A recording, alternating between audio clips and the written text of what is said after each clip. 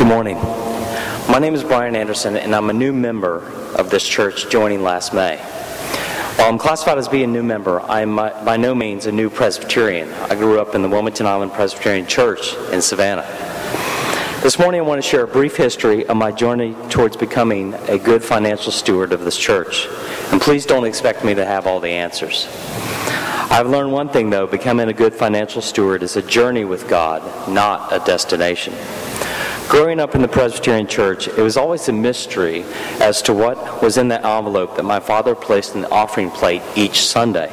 I always saw him writing the check at his desk just before we left the house, but it all seemed so secretive. How much was the check for? Does everyone put the same amount in the plate? Why do we not make a bigger deal out of the whole process during the service? I recently had the opportunity to ask my father one of those questions. Why did our church not give more attention, celebration, explanation, or meaning to the act of giving? His response was we simply didn't deviate from the standard procedure of the Sunday morning service. The only variation was that the offering was moved up early in the order of things. I immediately thought, wow, maybe to allow the children to finally witness the act of giving before they left for the children's worship. That's cool. No, it was simply to allow the deacons to count the offerings before the end of service so no one had to stay late. Well, we all know you don't get it between a Presbyterian and lunch. Now let's fast forward to the most recent part of my life. Over the past 15 years, I've been absent from the church, attending college, working a while, returning to graduate school, and finally establishing a career and a family. I've now returned to the church as a regular member. However, my role is much different now as an adult. I'm now viewed as a contributor to the financial health of the church. I've never had to shoulder this awesome responsibility, and I still have those same questions as when I was a child. I thought certainly by now a financial giving handbook had been written that has answers to all my questions. Well, in my search for the handbook, I've discovered that there's only one official handbook, of course, the Bible.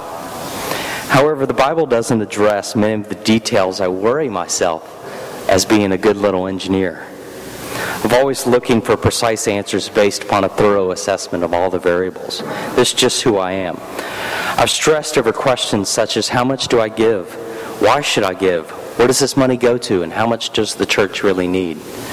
Luckily, most of my questions have been answered through my involvement with the Financial Stewardship Committee. I didn't volunteer to be on this committee, but it's more like divine intervention is working through Mary Martin. She invited me to share the new member perspective with the committee, and the weekly meetings have helped me to find answers to many of my questions. I'd encourage every one of you to come by the conference room where we meet Monday evening. Wait a minute, that room's actually kind of small, so maybe I should just share what I've learned. Where does the offering go, and how much does the church really need? I've learned that the budget is really tight again this year. The various committees are doing a great job in trimming costs and being more efficient, yet still maintaining the integrity of the various outreach programs. We also have significant balances left on the mortgages. However, keep in mind that the mortgage and the outreach programs support our church members and also serve as windows to the community.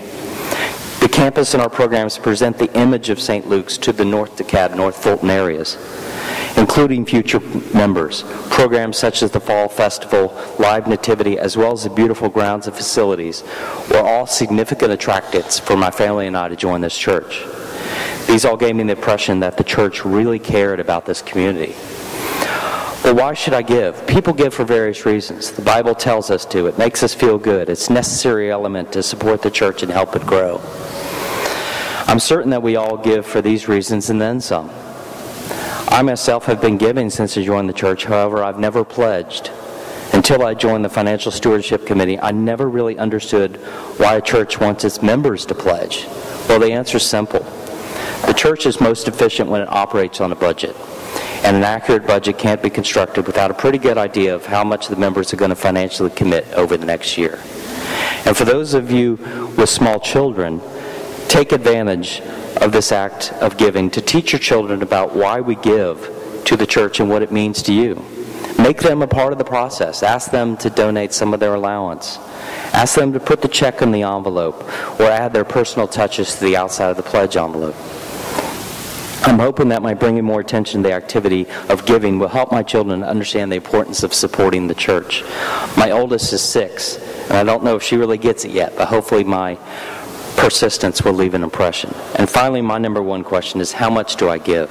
Throughout the Bible, the phrase "a tenth of income" is used, indicating we should give at least 10% of our income. When I first heard that number, I was in shock, thinking, there's no way I can afford to give that much. However, what I've done is to plan to increase my contribution at regular intervals to get up to 10% and possibly higher. I know that times are tough now, but keep in mind your tithes and offerings when if you're lucky enough to get that holiday bonus, tax refund, or profit-sharing check.